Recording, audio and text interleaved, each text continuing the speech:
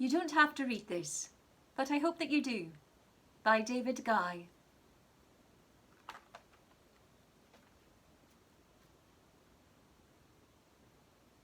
Dear Sir, I thought it best to contact you by mail, considering the events of this past week. You don't have to read this, of course. I'm sure you are very busy, after all. But I hope that you do. Perhaps it will do you good to hear an explanation of events from a point of view other than your own. After the events of the dance on Friday night, I'm sure I don't have to explain that in detail, it seems a vital misunderstanding of the importance of our tryst, shall we say, has begun to blossom in your mind. Yes, I enjoyed myself very much, as I hope did you. But I thought a man in your position would have understood, as seemed clear to me, that this was simply an enjoyable dalliance rather than the precursor of something, indeed of anything, deeper or more personally committing.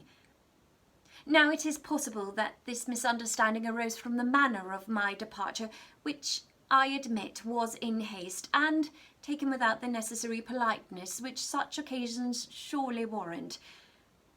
So please forgive me for my sudden disappearance. Although I should say that the hour was exceedingly late, and indeed not just you, but most of your guests seemed slightly worse for wear by then. Even in my haste, I did still call out a goodbye across the room to you, but it seems that my words did not rouse you sufficiently from your slumber for you to recognise it as my farewell. It seems, however, that my words did, indirectly, contribute to our misunderstandings this week, as apparently you were awakened enough by them to have subsequently watched my departure through the windows of your room, catching a glimpse of me fleeing through the gates as if pursued, and I assume this is where your belief that I had been kidnapped or was in some way being held servitude was formed. In point of fact, I was simply hurrying to catch the final carriage of the evening, for it was cold, wet, and a very long walk home for me if I happened to miss it, and I was very much determined not to do so, not least because of the clothes I was wearing. I had not even brought a coat, nor boots, and the thought of my gown being ruined by a mile or more of walking through puddles and mud made me shiver in an anxiety probably unknown to those such as yourself, who have others to worry about such mundane matters as the washing of clothes. Now, having laid out the facts of the evening in question, and having made clear that I accept some fault in the misunderstanding that has evidently occurred, I would like to turn to your behaviour in the week since. It is, of course, very flattering to discover that you enjoyed the evident delights of my company so much that you've since been searching the city to find me, or save me, as you have reportedly been putting it.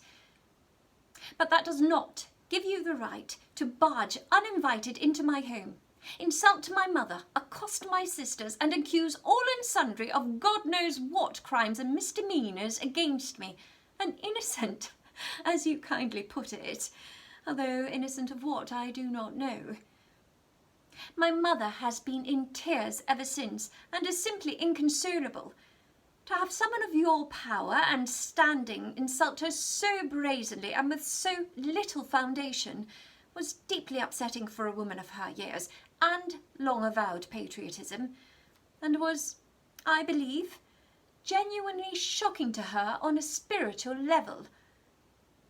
If even half the things she alleges you said to her are true, well, then, I too am truly lost for words.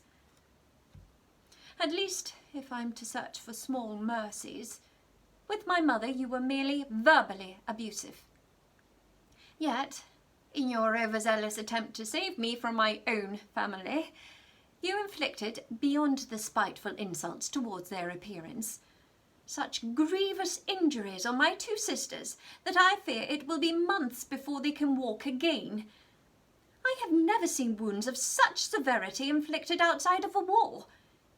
And even with months of rest, I'm not sure their feet will ever fully heal. I am truly sorry I was not here when you called, as perhaps all of this upset could have been avoided. Although in my darkest hours, I fear, in fact, it would have been much worse. As it was, I happened to be working when you arrived, which is what you no doubt consider my servitude, but to the rest of us is known simply as employment. Of course now, not only do I have to continue to support myself and my mother on my meagre earnings, but my 2 crippled sisters too. So, it seems, even if after all this I somehow decided to consent to another one of your parties, there is much less chance of my being able to find time to attend. I suppose I should consider that at least an amusing irony of the whole affair, and one which presumably would have made me laugh, if it not for the horror and harm inflicted upon those I love in the service of it. Thank you for the return of my shoe. Please do not call at my house again. Kind regards, Cindy.